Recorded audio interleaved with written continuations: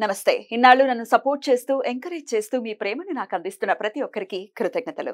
అలాగే ఈ వీడియో కూడా ఖచ్చితంగా మీకు ఉపయోగపడుతుంది. లైక్, షేర్ అండ్ సబ్స్క్రైబ్ చేసి మీ సపోర్ట్‌ని నాకు అందించండి. అలాగే ఈ వీడియో పట్ల మీకున్న అభిప్రాయాన్ని కామెంట్ సెక్షన్‌లో కామెంట్ చేసి తెలియజేయండి.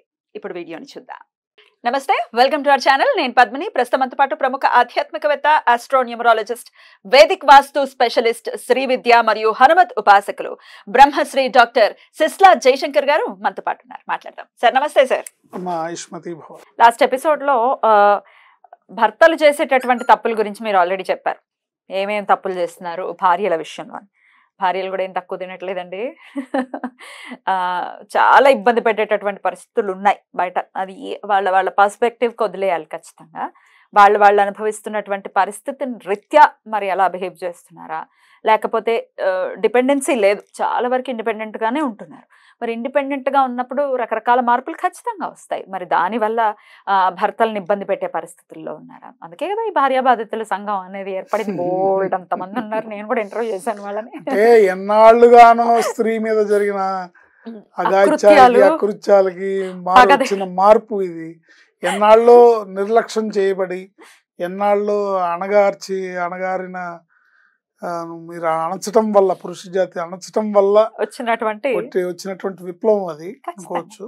కానీ చాలా బాధపడతారు కదా సార్. మగవాడి హృదయం చాలా చాలా సెన్సిటివ్ గా, డెలికేట్ గా ఉంటుంది అనుకుంటాం. ఆకారం అలా ఉన్నప్పటికీ చాలా డెలికేట్ గా ఉంటారు. హ్యాండిల్ చేయలేరు. ఒక్కొక్క మగవాడు అయితే హ్యాండిల్ చేయలేడు. తల్లా పెళ్ళమా అంటే ఏం చేస్తాడు? చాలా ఇబ్బంది పడేటటువంటి పరిస్థితి ఉంటుంది. మానసికంగా చాలా కృంగిపోతారు మగవాళ్ళు. మరి ఎట్లా ఆడవాళ్ళు మార్చుకోవాల్సిన పరిస్థితి ఏంటి? నా భర్త నా మాట వినట్లేదు, నాకు అసలు భర్తకి ఇంక్రిమెంట్ లేదు, లేకపోతే నా భర్త ఇది చేయట్లేదు, అది చేయట్లేదు, నాకు చీరలు కొనట్లా, నగలు కొనట్లా, పిల్లల్ని చూడట్లా, ఇన్ని ఏదో నువ్వు కూడా ఏదో తప్పు చేస్తున్నావు కదా. ఏమిటా తప్పులు? ఏం మార్చుకోవాల్సి ఉంటుంది? అంటే ఇవి కాలానుగుణంగా వచ్చినవే గానీ కావాలని ఎవరు తప్పు చేయరు. కాలానుగుణంగా అంటే అసలు పూర్వకాలంలో ఆడవాళ్ళంటే వాళ్ళకి పెద్దగా చదువు అక్కర్లేదు, పని పాట నేర్పించుకుంటే చాలు అని తల్లిదండ్రులు ఒక 5వ తరగతి దాకా కాస్త ఆలు, గుణింతాలు, 4 పద్యాలు, వేమన పద్యాలు, సరస్వతి శతకాలు వస్తే పిల్లలకు చెప్పుకుంటుంది. పెద్ద మనిషి అయ్యే వరకు పంపించేవారు. అంతే. తర్వాత పంపించేవాళ్ళు కాదు. 5వ తరగతి వరకు మ్యాక్సిమం. సో ఆ రోజుల కాలమాన పరిస్థితులను బట్టి అలా ఉండటం వల్ల, ఎందుకంటే అట్లా ఉండటం అనేదే కరెక్ట్ అనేది సనాతన ధర్మం చెప్తున్న మాట. ఎందుకంటే ఇవాళ అనుభవిస్తున్నాం కదా. ఇప్పుడు స్త్రీకి స్వతంత్రం కావాలి, వాళ్ళు బాగా ఉన్నతంగా చదువుకోవాలి, వాళ్ళు బాగా ఉద్యోగాలు చేసి బాగా వాళ్ళ కాళ్ళ మీద వాళ్ళు నిలబడాలి అని అనుకుంటున్నాం. కానీ ఇవాళ జరిగే అకృత్యాలన్నీ కూడా బాగా చదువుకొని తన కాళ్ళ మీద తను నిలబడి, తనకు ఆర్థిక స్వతంత్రం, తన పాకెట్ నిండా డబ్బు ఉండి, దానివల్ల వచ్చే ఇబ్బందులు దాన్ని బ్యాలెన్స్ చేసుకోగలిగి, మంచి ఏదో చెడేదో బ్యాలెన్స్ చేసుకోగలిగితే ఎంతైనా సంపాదించుకోవచ్చు. బట్ అది బ్యాలెన్స్ చేసుకోలేకపోతే అది పెడత్రోవ పట్టి సమాజానికి కంటకంగా మారుతుంది అనేది నేటి సమాజపు పరిస్థితులు తేటతెల్లం చేస్తున్నాయి. ఎందుకంటే ఎప్పుడైతే ఒక ఆయన ఈ మధ్య అన్నాడు, నా చెప్పుతో నేను కొట్టుకోవాలండి, మా అమ్మాయిని సాఫ్ట్వేర్ చేయాలని, బాగా చదువుకోవాలని నేను పంపించానండి హైదరాబాదు, ఉద్యోగం చేస్తుంది, మంచి కంపెనీ, మంచి ప్యాకేజీ, నా చెప్పుతో నేను కొట్టుకోవాలి, నేను చాలా పొరపాటు చేశానండి. వినట్లేదు. పెళ్లి చేసుకుంటా అంటే నాకు పెళ్ళి అక్కర్లేదు అంటుంది, నేను ఎవరిని చేసుకోవాలో నాకు తెలుసు అంటుంది, ఎప్పుడు చేసుకోవాలో నాకు తెలుసు అంటుంది. వినట్లేదు మాట. ఇది తల్లిదండ్రులకి, అంటే ఆ అమ్మాయి సైడ్ ఆ అమ్మాయి కరెక్ట్ అయి ఉండొచ్చు కాక, బట్ తల్లిదండ్రులకి ఇది బాధాకరమైన విషయమే కదా. ముఖ్యంగా సాంప్రదాయాన్ని పాటించే వాళ్ళు బాగా చాలా ఇబ్బంది పడతారు. నలుగురిలో మాట పడతారు, నలుగురిలో వేలెత్తి చూపబడతారు. ఇవన్నీ జరుగుతాయి. ఏదేమైనప్పటికీ కూడా కాస్త మన ధర్మం ఏంటి, మన సనాతన ధర్మం ఏంటి, మనం ఎలా ఉండాలనేది తెలుసుకుంటే ఎంత చదువుకున్నా కూడా అది మంచిది అవుతుంది తప్ప, అదర్వైజ్ ఏమవుతుందంటే మన భారతీయ వివాహ వ్యవస్థ అనేది చాలా పవిత్రమైంది, చాలా ఉన్నతమైంది. ఈ వ్యవస్థకి ఆటంకాలను కలిగించి, ఈ వ్యవస్థకు తూట్లు పొడిచే పనులు చేయకూడదు. స్త్రీని ఇక్కడ శక్తి స్వరూపంగా కొలుస్తాం, మనం దేవతగా కొలుస్తాం, అమ్మవారిగా కొలుస్తాం, అమ్మగా కొలుస్తాం. అలా ఉంటేనే చూడగలం. అలా కాకుండా అన్యథా పాశ్చాత్య ధోరణిలోకి వెళ్ళి పాశ్చాత్య సంస్కృతిని అలవాటు చేసుకొని ఆ విషపు కూరల్లో పడితే మనం స్త్రీని చూసి తట్టుకునే పరిస్థితి మనకు లేదు, ఇబ్బందులు పడతాం. అట్లా లేకుండా ఉండాలి, బాగా చదువుకోవాలి, బాగా మన సంస్కృతిని మన మూలాలని వదలకుండా మన పద్ధతుల్ని పాటిస్తూ ఉండాలి. Right sir. అయితే భర్త అసలు మా మాట అసలు పట్టించుకోరండి.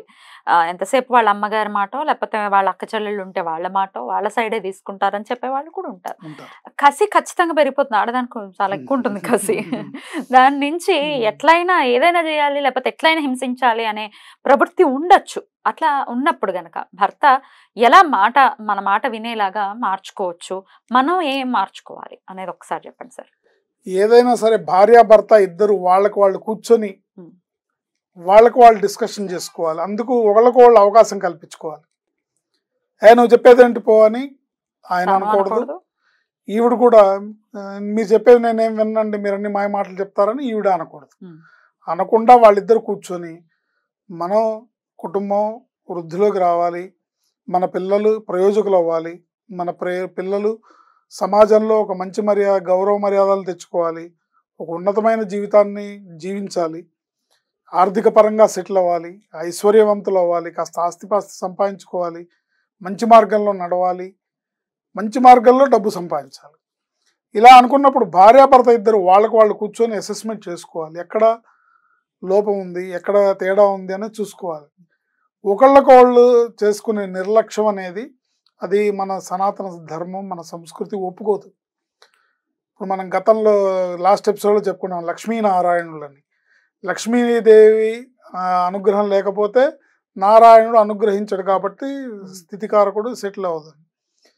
అట్లాగే ఇంకో నాణానికి ఇంకో వైపు చూసుకుంటే మనకు మరొక ఆది దంపతులు ఆదర్శ దంపతులు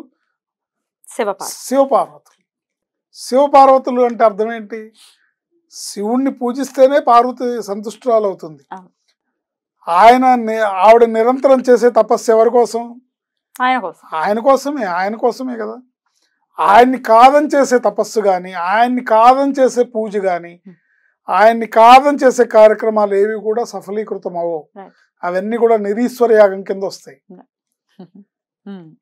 సో ఆయన కాదని ఎన్ని పూజలు చేసినా వర్కౌట్ అవ్వవు, ఉపయోగం లేదు. ఇప్పుడు ఇవాళ రేపు కొంతమంది మనం చూస్తున్నాం, అందరూ కాదు, ఇందులో నన్ను మన్నించండి తప్పుంటే, ఎవరి మనసన్న బాధ పెట్టుంటే కొంతమందిని చూస్తున్నాం కాబట్టి చెప్తున్నాం.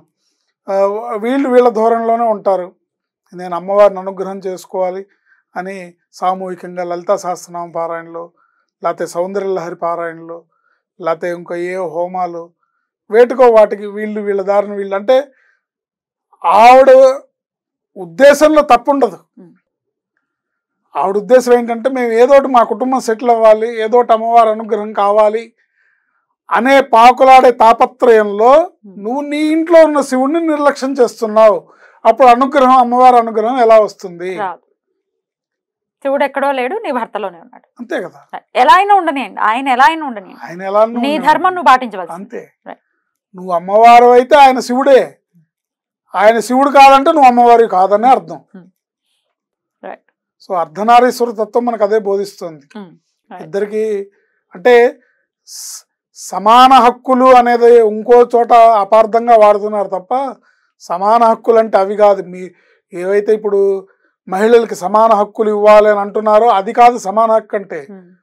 సమాన హక్కు ఏంటంటే కుటుంబ పరంగా భార్యాభర్త ఇద్దరిది సమమైన ధర్మము, సమాన హక్కు. పిల్లలు పెరగడంలో ఇప్పుడు ఒక ఇంట్లో చూస్తాం మనం, మెమ్మంతేరా ఎప్పుడు ఇంతే, అది చెప్పిన మాట విందు అర్థం చేసుకోదు, మూర్ఖంగా వాదిస్తూ ఉంటుంది అని తండ్రి అంటాడు. ఏంటి ఇంకో చోట ఇంకో కుటుంబంలో తల్లి ఏమంటుంది, మీ నాన్న ఎప్పుడు ఇంతే, ఆయనకేం తెలుసు ఏంటి, ఆయన ఎప్పుడు ఇంతే, ఎప్పుడు చెప్పిన మాట వెండి అసలు ఏ రోజు. మా అత్తగారు బతుకున్న నాళ్ళు ఆవిడ మాట పట్టుకొని వెళ్ళాడాడు, ఇప్పుడు తర్వాత నా మాట లక్ష్య పెట్టేదే లేదు. ఎప్పుడు వింటాడు ఆయన ఇంతే, ఆయన ఏం చేయడు, ఆయన ఏం ఇవ్వడు, నాకే కొనివ్వలేదు మీకేం కొనిస్తాడు. ఇట్లాంటి మాటలన్నీ కూర్చున్న కొమ్మని నరుక్కోవటం లాంటివి. ఒక కుటుంబం అభివృద్ధిలోకి రావాలంటే భార్యాభర్త ఇద్దరు కూడా సమానమైన బాధ్యతని హక్కుల్ని కలిగి ఉండి సమానమైన మీరు బాధ్యత వహిస్తే అది హక్కు కింద మారుతుంది. రేపొద్దున పిల్లలు పెద్దవాళ్ళై ప్రయోజకులు అయినాక వాళ్ళు చూపించే సంస్కారము, వాళ్ళు చూపించే మీ మీద ప్రేమ అది మీకు హక్కుగా మారుతుంది. ఈలోపు మీరు మీ బాధ్యతని సమంగా నిర్వర్తించాలి. ఏంటి, మనం ఇంట్లో ఆయనకి భోజనం పెట్టకుండా మనం ఎక్కడో ఏవో చేసేసుకొని అన్నదానాలు ఇవాళ అన్నదానం ఉంది, అన్నదానంలో కార్యక్రమంలో పాల్గొన్నాను నేను, లేకపోతే అక్కడ ఇక్కడ ఈయనకి నువ్వు అన్నం పెట్టకుండా ఎక్కడికో వెళ్ళి చేస్తే ఏమొస్తుంది? రాదు. అందుకని కూర్చొని మాట్లాడుకొని భార్య భర్త ఇద్దరు ఒక గోల్ కోసం, ఒక కుటుంబం యొక్క అభివృద్ధి కోసం, వాళ్ళు పాటుపడే పిల్లల కోసం కలిసి మాట్లాడి ఇదిగో ఇది ఇట్లా నా పరిస్థితి, ఇది నీ పరిస్థితి, ఇది మనం ఇట్లా చేద్దాం, మన ఇద్దరం ఒకటే అని గనక అనుకొని ఆవిడ్ని పార్వతీదేవిగా భర్త, ఆయన్ని శివుడిగా భార్య భావించి ఏ కుటుంబం ఉంటుందో ఆ కుటుంబంలో ఎన్ని ఇబ్బందులున్నా, ఎన్ని కష్టాలున్నా ఆ ఆది దంపతుల అనుగ్రహంతో అన్నీ దూరమై పిల్లలు వృద్ధిలోకి వచ్చి కుటుంబం నలుగురిలో చక్కటి మంచి పేరు ప్రఖ్యాతులతో పిల్లలు అభివృద్ధి చెంది ఐశ్వర్యవంతులై ఆరోగ్యవంతులై నమస్తే. ఆయుష్మతి భవ.